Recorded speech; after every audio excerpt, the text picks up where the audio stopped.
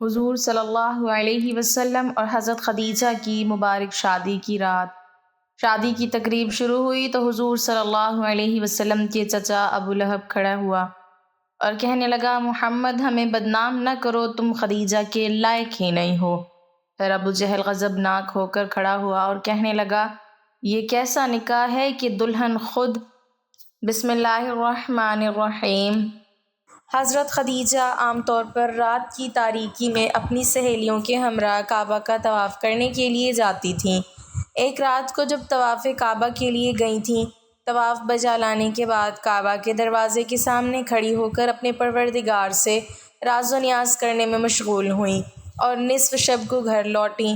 بستر پر لیٹتے ہی آپ سو گئیں اور آپ نے خواب میں سورج کو انسان کی شکل میں دیکھا کہ مکہ کے آسمان سے طلوع ہو کر رفتہ رفتہ اس کے گھر کی طرف آ رہا ہے۔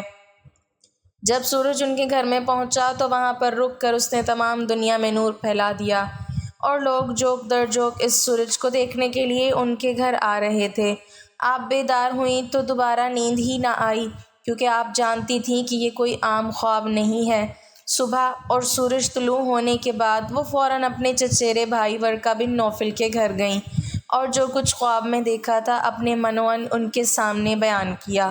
جو ہی ان کی بات ختم ہوئی، ورقہ بن نوفل کے چہرے پر ایک خوبصورت مسکراہٹ رونما ہوئی اور انہوں نے حضرت خدیجہ رضی اللہ تعالی عنہا سے مخاطب ہو کر کہا، مبارک ہو تم پر اے میری چچا زاد بہن، اگر تمہارا خواب صادق ہوا تو نور نبوت تمہارے گھر آئے گا اور تمہارے گھر کا نور تمام عالم کو منور کر دے گا۔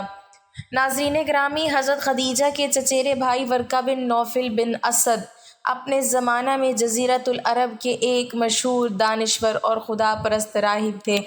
ان کو آسمانی کتابوں کے بارے میں کافی علم تھا اور عربستان میں دوران جاہلیت کے 4 مشہور عابدوں میں سے ایک شمار ہوتے تھے۔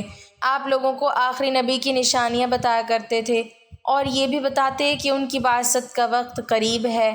حضرت خدیجہ رضی اللہ تعالی عنہا گہری سوچ میں پڑ گئیں تو نور نبوت کیسے ان کے گھر آئے گا اور ان کے گھر کیسے تمام دنیا کے لیے نور کا مرکز بنے گا۔ حضرت خدیجہ رضی اللہ تعالی عنہا ایک مدت تک اس خواب کے بارے میں غور و فکر میں مشغول تھیں اور اس کی تعبیر کا انتظار کر رہی تھیں۔ مکہ کی عورتیں ایک رسم کے مطابق قدیم زمانے سے ہر سال ماہ رجب کی ایک رات کو کعبہ کے پاس جمع ہوتی تھیں اور جشن و سرور کی ایک محفل منعقد کرتی تھیں، اور اس محفل میں اہل کتاب میں سے ایک دانشور کو تقریر کی دعوت دی جاتی تھی۔ ایک رات کو ایسی ہی ایک محفل منعقد ہو رہی تھی۔ جب حضرت خدیجہ اس محفل میں پہنچیں، اس وقت ایک یہودی عالم نے تازہ اپنی تقریر شروع کی تھی۔ اس تقریر کے دوران اچانک حضرت محمد صلی اللہ علیہ وسلم کعبہ کے پاس سے گزرے۔ تقریر کرنے والے اہل کتاب کی نظر جو ہی حضرت صلی اللہ علیہ وسلم پر پڑی تو اس نے اپنی تقریر کو روک کر عورتوں سے یوں خطاب کیا، اے قریش کی عورتیں، جو جوان ابھی ابھی کعبہ کے پاس سے گزرا ہے وہ مستقبل میں پیغمبر آخر الزماں ہوگا۔ آپ میں سے جو بھی اس کی شریک حیات بن سکتی ہو اس میں تاخیر نہ کرنا۔ اس اہل کتاب دانشور کے کلام کو سن کر خواتین میں ہلچل مچ گئی۔ ان میں سے بعض عورتیں اس دانشور کے کلام پر ہنستی تھیں اور بعض عورتیں مذاق اڑاتی تھیں اور بعض عورتیں اس کو برا بھلا کہتی تھیں۔ بہرحال محفل شور و غل اور ہلچل سے دوچار ہوئی اور عورتیں متفرق ہو گئیں۔ حضرت خدیجہ رضی اللہ تعالی عنہا گھر چلی گئیں اور اپنے خواب اور یہودی عالم کی باتوں میں ربط تلاش کرنے لگیں۔ اگلے دن حضرت خدیجہ رضی اللہ تعالی عنہا نے اپنی کنیز کو اس یہودی دانشور کے پاس بھیجا اور اسے اپنے گھر آنے کی دعوت دی۔ یہ اہل کتاب دانشور جب حضرت خدیجہ رضی اللہ تعالی عنہا کے گھر پہنچا تو حضرت خدیجہ رضی اللہ تعالی عنہا نے اس سے سوال کیا کہ اے دانشور، آپ نے کیسے سمجھا کہ محمد خدا کے پیغمبر ہیں؟ یہودی عالم نے جواب میں کہا، میں نے ان کے صفات کو تورات میں پڑھا ہے۔ تورات میں آیا ہے کہ پیغمبر آخر الزماں کے ماں باپ ان کے بچپن میں دنیا سے چلے جائیں گے، ان کی کفالت پرورش اور حفاظت ان کے جد کریں گے اور وہ قریش کی ایک خاتون سے شادی کریں گے جو اپنی قوم کی عظیم خاتون ہوں گی اور اپنے قبیلہ میں امیر اور صاحب تدبیر ہوں گی۔ اس کے بعد اس یہودی دانشور نے حضرت خدیجہ رضی اللہ تعالی عنہا سے مخاطب ہو کر کہا، اے خدیجہ میری اس بات کو اپنے پاس محفوظ رکھنا اور اسے فراموش نہ کرنا۔ اس کے بعد اس دانشور نے حضرت صلی اللہ علیہ وسلم کی عظمت و جلال کے بارے میں چند اشعار پڑھے اور واپس جاتے وقت حضرت خدیجہ رضی اللہ تعالی عنہا سے مخاطب ہو کر کہا، کوشش کرنا کہ محمد کو نہ کھو دینا، ان کے ساتھ شادی کرنے میں دنیا اور آخرت کی سعادت ہے۔ حبیب اللہ سرور کائنات احمد مجتبیٰ حضرت محمد صلی اللہ علیہ وسلم 25 برس کے ہوئے تو خشک سالی نے مکہ کو گھیر لیا، تو ابو طالب نے حضرت محمد صلی اللہ علیہ وسلم سے مخاطب ہو کر کہا، اے میرے بھتیجے، ہم سخت حالات سے دوچار ہیں، میں بھی بوڑھا اور تنگ دست ہو چکا ہوں اور زندگی کے آخری ایام گزار رہا ہوں۔ میری تمنا ہے کہ میں مرنے سے پہلے آپ کے لیے ایک شریک حیات کو منتخب کروں تاکہ آپ شادی کریں اور میں بھی اطمینان و سکون کے ساتھ اس دنیا کو وداع کر جاؤں، لیکن مالی مشکلات میری اس تمنا کو عملی جامہ پہنانے میں رکاوٹ بنی ہوئی ہیں اور آپ کے مستقبل میں فکر مند ہوں۔ جناب ابو طالب نے اپنی بات کو جاری رکھتے ہوئے فرمایا، اے محمد، قریش کا تجارتی کاروان عنقریب تشکیل پا کر شام جا رہا ہے۔ خدیجہ بنت خویلد ہماری رشتہ دار ہیں اور کافی دولت مند ہیں۔ مکہ کے بہت سے لوگوں نے ان سے مال اور سرمایہ قرض کے طور پر لیا ہے اور ان کے مال سے تجارت کرتے ہیں۔ اگر آپ خدیجہ کے پاس جائیں گے تو مجھے یقین ہے کہ وہ آپ کو کافی مال دیں گی۔ اس سرمایہ سے مال خرید کر قریش کے کاروان کے ہمراہ آپ شام چلے جائیں گے۔ شاید اس تجارت کے نتیجے میں آپ کو کوئی نفع مل جائے اور خداوند ہماری زندگی کی بعض مشکلات کو حل کر دیں۔ دوسری طرف حضرت خدیجہ بنت خویلد کے پاس رسول اللہ صلی اللہ علیہ وسلم کی صداقت و امانت کی خبریں متواتر پہنچ رہی تھیں۔ ابھی چچا ابو طالب کے ساتھ رسول اللہ کی باتیں جاری تھیں کہ حضرت خدیجہ کے غلام یہ پیغام لے کر آئے کہ خدیجہ آپ کو اپنا مال دے کر تجارت کے لیے شام بھیجنا چاہتی ہیں، اور وہ فرماتی ہیں کہ جتنا معاوضہ وہ دوسروں کو دیتی ہیں آپ کو اس سے دگنا دیں گی۔ اس پر ابو طالب نے آپ کو کہا کہ یہ وہ رزق ہے جو اللہ نے تمہاری جانب کھینچ کر بھیجا ہے۔ اس کے بعد آپ صلی اللہ علیہ وسلم قافلے کے ساتھ شام کی طرف روانہ ہوئے۔ آپ کے ہمراہ حضرت خدیجہ کا غلام میسرہ بھی تھا۔ جب قافلہ شام کے شہر بصرہ میں پہنچا تو وہاں نستورہ راہب نے آپ صلی اللہ علیہ وسلم میں نبوت کی علامات پہچان کر آپ کے نبی آخر الزماں ہونے کی پیشن گوئی کی۔ دوسرا اہم واقعہ یہ پیش آیا کہ جب آپ نے تجارتی سامان فروخت کر لیا تو ایک شخص سے کچھ بات چیت بڑھ گئی۔ اس نے کہا کہ لات و عزیٰ کی قسم اٹھاؤ، تو حضرت صلی اللہ علیہ وسلم نے فرمایا کہ میں نے کبھی ان دونوں کی قسم نہیں کھائی، میں تو ان کے پاس سے گزرتے ہوئے ان سے منہ موڑ لیتا ہوں۔ اس شخص نے یہ بات سن کر کہا، حق بات تو وہی ہے جو تم نے کہی۔ پھر اس شخص نے میسرہ سے مخاطب ہو کر کہا، خدا کی قسم یہ تو وہی نبی ہے جس کی صفات ہمارے علماء کتابوں میں لکھی ہوئی ہیں۔ تیسرا واقعہ یہ پیش آیا کہ میسرہ نے خود دیکھا کہ جب تیز گرمی ہوتی ہے تو بادل نبی اکرم صلی اللہ علیہ وسلم کے اوپر سایہ کر رہے ہوتے ہیں۔ یہ سب کچھ دیکھ کر میسرہ تو آپ صلی اللہ علیہ وسلم سے بہت ہی زیادہ متاثر تھا۔ واپسی میں بھی دوپہر کے وقت جب واپس پہنچے تو حضرت خدیجہ نے اپنے بالا خانے میں بیٹھے بیٹھے دیکھا کہ نبی اکرم اونٹ پر بیٹھے اس طرح تشریف لا رہے ہیں کہ بادل نے صرف آپ پر سایہ کیا ہوا تھا۔ حضرت خدیجہ رضی اللہ تعالی عنہا اور ان کے ساتھ بیٹھی ہوئی عورتوں نے یہ منظر دیکھ کر بہت تعجب کیا۔ قافلہ رکا تو میسرہ حضرت خدیجہ رضی اللہ تعالی عنہا سے ملنے گیا اور سارے سفر کی روداد سنائی۔ حضرت خدیجہ رضی اللہ تعالی عنہا جو رسول اللہ صلی اللہ علیہ وسلم سے پہلے ہی متاثر تھیں، وہ سفر کے واقعات سن کر آپ کی گرویدہ ہو گئیں، بلکہ ان کا رسول اللہ کو تجارتی سفر پر بھیجنے کا مقصد بھی یہی تھا کہ کسی طرح حضور اکرم سے ملاقات ہو سکے۔ چنانچہ میسرہ کو کہا گیا کہ اب محمد کو بھیجو تاکہ میں ان سے تجارت کا حساب لے سکوں۔ نبی رحمت صلی اللہ علیہ وسلم جب حضرت خدیجہ کے پاس آئے تو آپ کا یہ روشن چہرہ دیکھ کر حضرت خدیجہ دنگ رہ گئیں اور بے ہوشی کا عالم طاری ہو گیا۔ اسی دوران رسول اللہ صلی اللہ علیہ وسلم نے سارا حساب تجارت کیا اور واپس تشریف لے گئے۔ جب آپ صلی اللہ علیہ وسلم چلے گئے تو تب حضرت خدیجہ ہوش میں آئیں اور میسرہ سے پوچھا کہ محمد کدھر ہیں؟ میسرہ کہنے لگا کہ وہ تو آپ کو سارا حساب دے کر چلے گئے ہیں۔ خیر حضرت خدیجہ رضی اللہ تعالی عنہا نے اپنے مال میں ایسی امانت و برکت دیکھی جو اس سے پہلے کبھی نہ دیکھی تھی۔ مال کی خرید و فروخت کا حساب دیکھا تو منافع دگنے سے بھی زیادہ تھا۔ آپ نے فوری اپنے غلام میسرہ کو رسول اللہ صلی اللہ علیہ وسلم کے پیچھے بھگایا اور طے شدہ معاوضے سے بھی دگنا حضور صلی اللہ علیہ وسلم کو بھیج دیا۔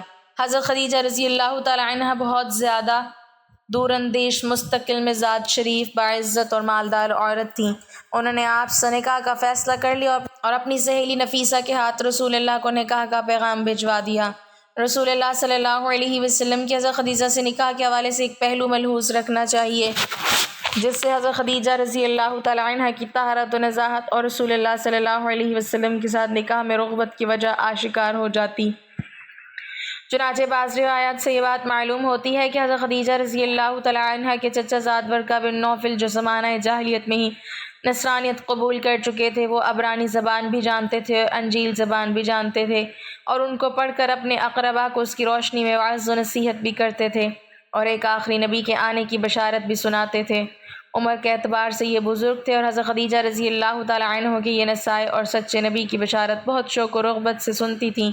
نیز یہ بھی سنتی تھیں کہ اس نبی عظیم شان کی بعثت کا زمانہ قریب ہے، اور اس حوالے سے انہوں نے ورقہ بن نوفل سے کافی کچھ سن رکھا تھا۔ چنانچہ رسول اللہ صلی اللہ علیہ وسلم کی صداقت و دیانت اور دیگر صفات کمال کا ذکر سنا، اور ورقہ بن نوفل کی بتلائی ہوئی بعض علامات نبوت آپ میں پائیں، تو انہوں نے اپنے غلام میسرہ کے ساتھ رسول اللہ صلی اللہ علیہ وسلم کو مال تجارت دے کر اسی لیے بھیجا کہ آپ کی تجارتی اور مالی معاملات اور سفر میں آپ کے اخلاقی عادات کا مزید مشاہدہ کر سکیں۔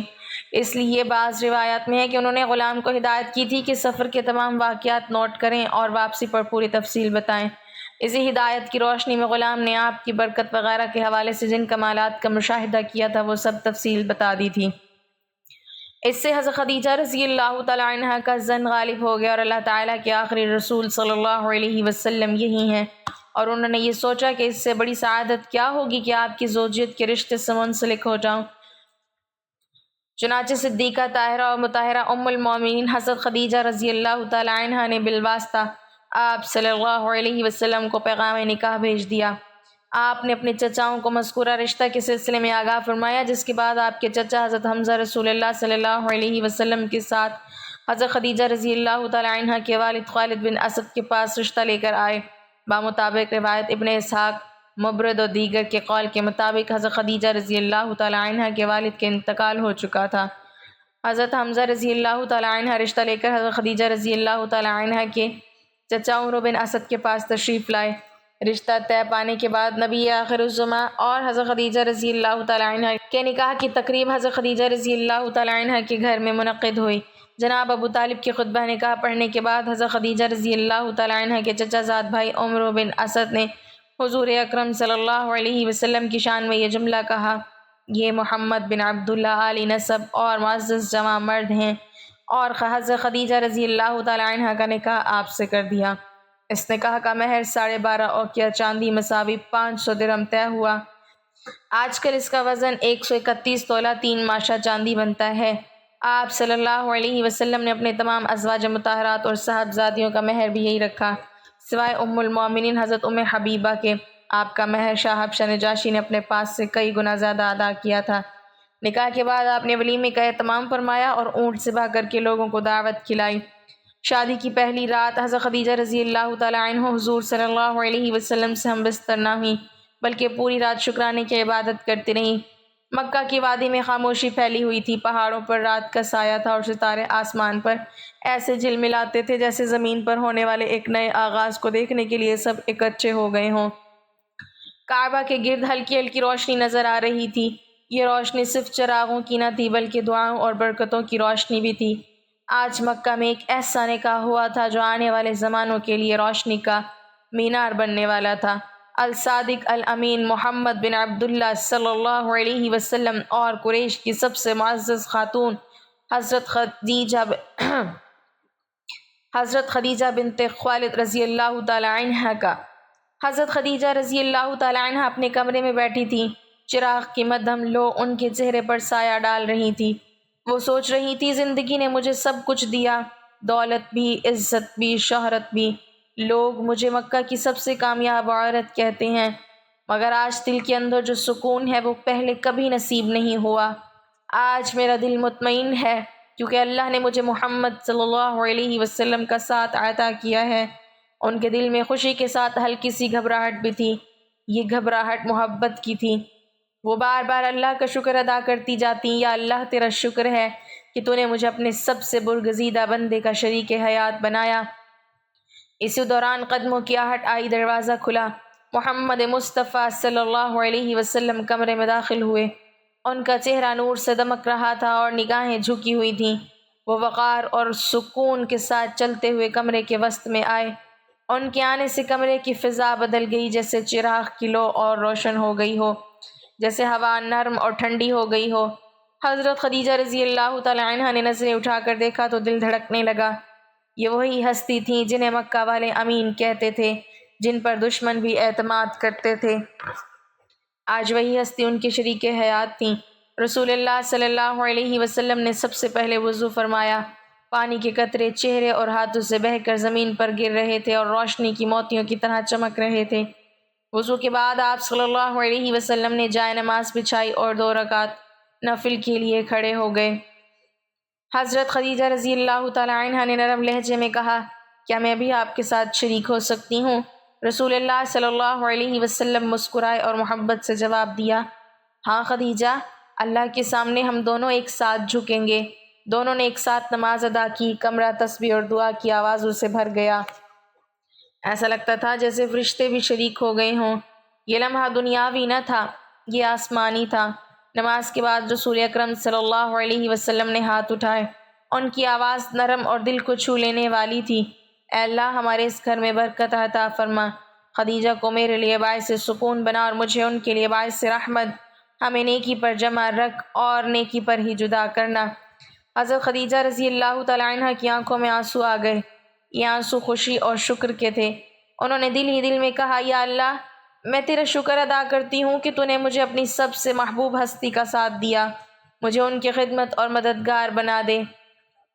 رسول اکرم صلی اللہ علیہ وسلم نے خدیجہ کی طرف دیکھا، ان کے مسکراہٹ میں نرمی اور وقار تھا۔ رسول اللہ صلی اللہ علیہ وسلم نے فرمایا، خدیجہ، اللہ نے تمہیں میرے لیے رحمت بنایا ہے۔ حضرت خدیجہ رضی اللہ تعالی عنہ نے کہا، اے ابو القاسم، میں نے دنیا کو دیکھا ہے، عزت بھی دولت بھی، مگر آج دل کو جو سکون ملا ہے وہ پہلے کبھی نہ تھا۔ تم سچے ہو، امانت دار ہو، مجھے فخر ہے کہ میں تمہارے ساتھ ہوں۔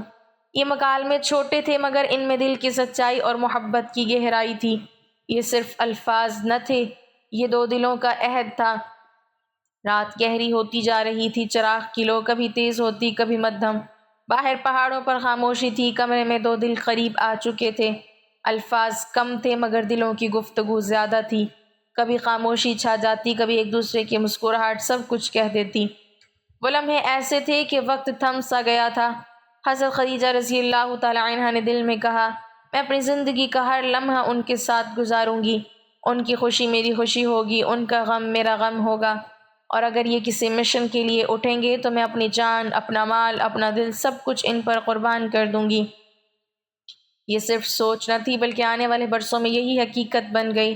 انہوں نے اپنی دولت اسلام پر قربان کی، اپنے سکون کو اللہ کے دین کے لیے وقف کیا، اور ہر مشکل میں نبی صلی اللہ علیہ وسلم کا سب سے پہلا سہارا بنی۔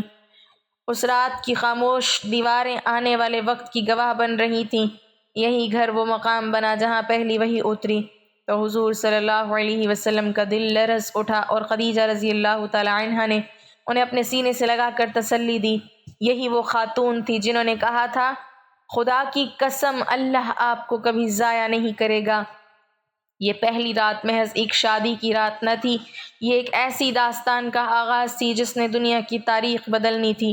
یوں وہ پہلی رات گزری، نہ کوئی شور، نہ کوئی دنیاوی جشن، صرف ایک چراغ جل رہا تھا، ایک کمرہ سکون میں ڈوبا تھا، اور 2 دل ایک دوسرے کے قریب ہو کر اللہ کے حضور شکر بجا لائے تھے۔ یہ رات تھی روشنی کی رات، ایک ایسا آغاز جو آنے والے زمانوں میں محبت، قربانی، ایثار اور ایمان کا سب سے روشن باب بننے والا تھا۔ اللہ پاک ہمیں نیک اعمال کرنے کی توفیق عطا فرمائے اور ہمیں نیکوکاروں میں شامل کرے، آمین۔ ناظرین، کمنٹ باکس میں اللہ تعالیٰ کے 99 ناموں میں سے ایک نام ضرور ٹائپ کریں۔